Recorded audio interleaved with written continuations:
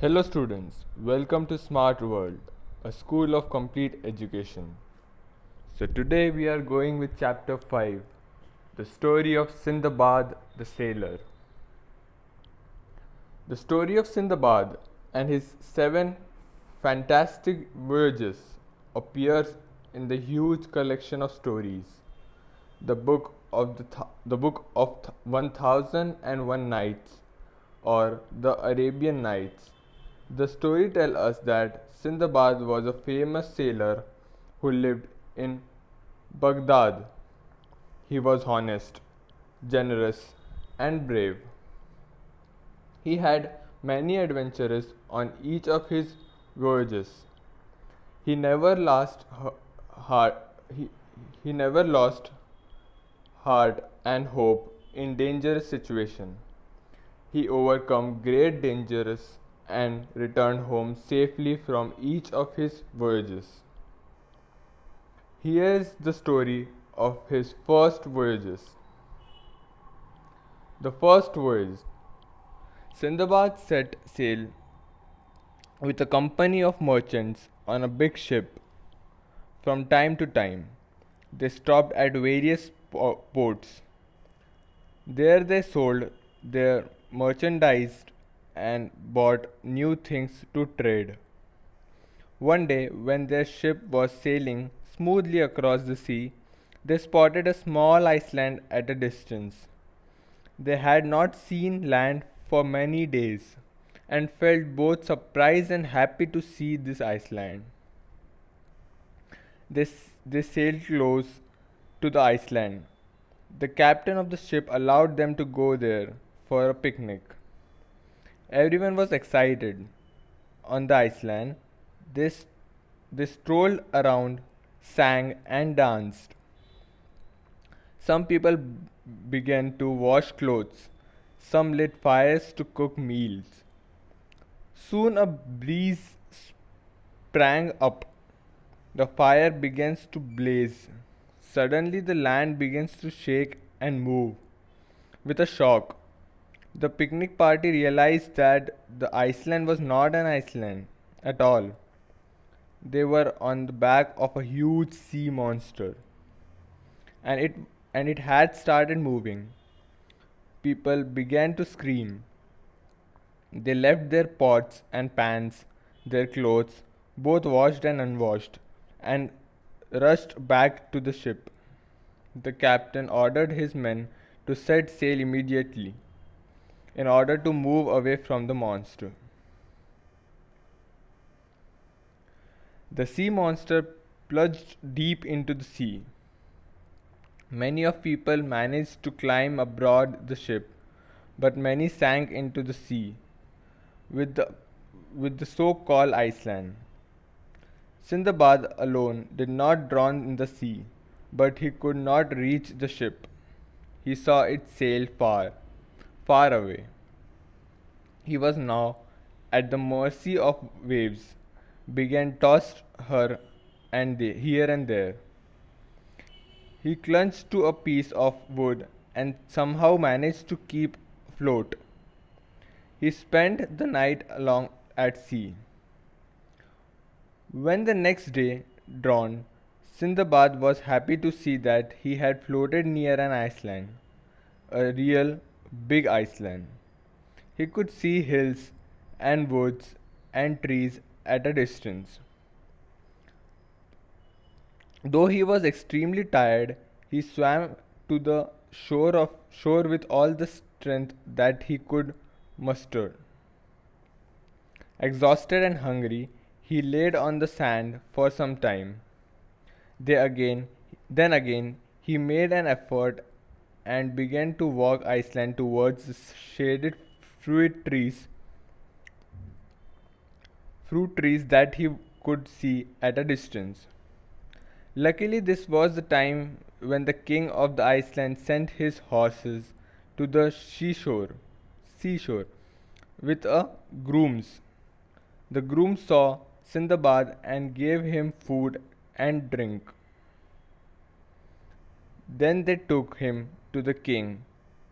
The king was impressed by the way Sindbad told him about what had happened. He asked Sindbad to stay with him and work as an officer of the king at the port. Sindbad stayed there for a few days, learning a lot from the king and the people on the island, and in turn telling them about the other cities and ports that he had visited. At the port, Sindbad often made inquires about any ships coming from or going to Baghdad, but no such ships ever came to that port. Then one day a ship arrived at the island with a lot of merchandise. Sindbad was at the quay when the cargo from the ship was began unloaded. He was surprised to see that his own name was marked on some of the boxes. Then he went to see the captain of the ship. At first, the captain could not believe that it was the same Sindbad that they had seen rowing in the sea. But when Sindbad spoke to him face to face, he recognized him. He was overjoyed to see Sindbad alive. He gave him back all his merchandise. From the goods that he thus got back, Sindbad presented the most valuable items to the king of the island, saying, "Please accept this, your majesty. You have been very kind and very generous to me." The king was pleased. He too gave Sindbad many valuable gifts when Sindbad left the island with the merchant ship. If you want to know what happened to Sindbad afterwards, you have to read the rest of the story, his fantastic yogyas.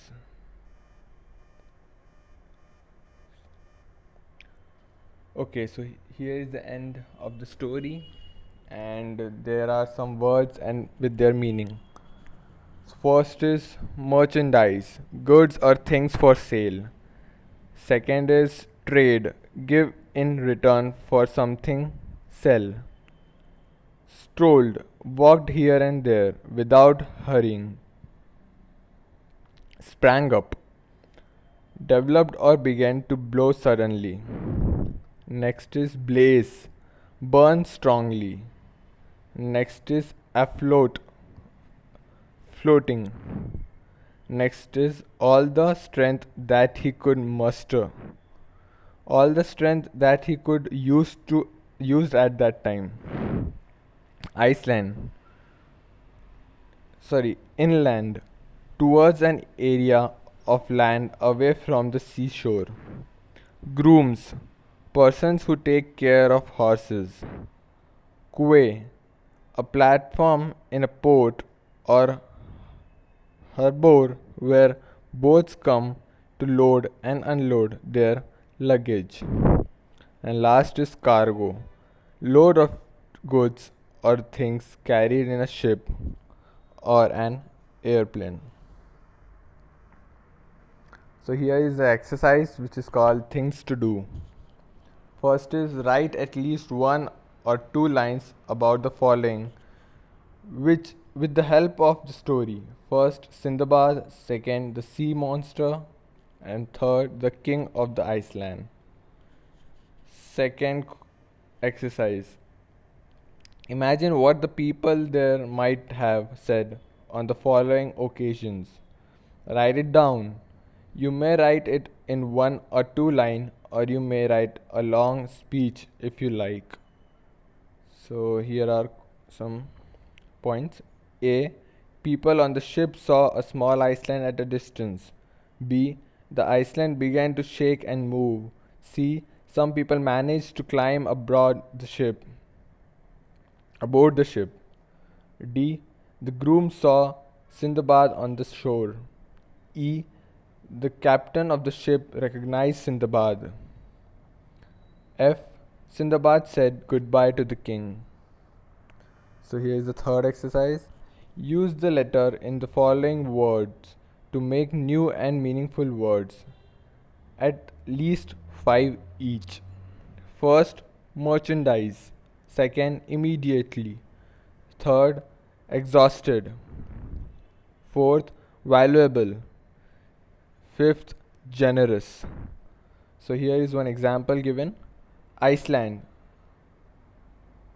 is in land and sand lid. From the lesson, okay, fourth exercise. From the lesson, find and list all the words that begin with first the letters S and second the letter I. Try to frame as many meaningful sentences as possible using only the word listed under A. Now try to frame a meaningful sentences using only the word listed under B. It is possible to frame a sentence. Is it possible to frame a sentence? Fifth exercise. Try to find more information about merchant ships, ports, and how the how the cargo is leading or unloaded from ship today. So here is the end of fifth exercise and also the end of chapter 5. Thanks for your attention.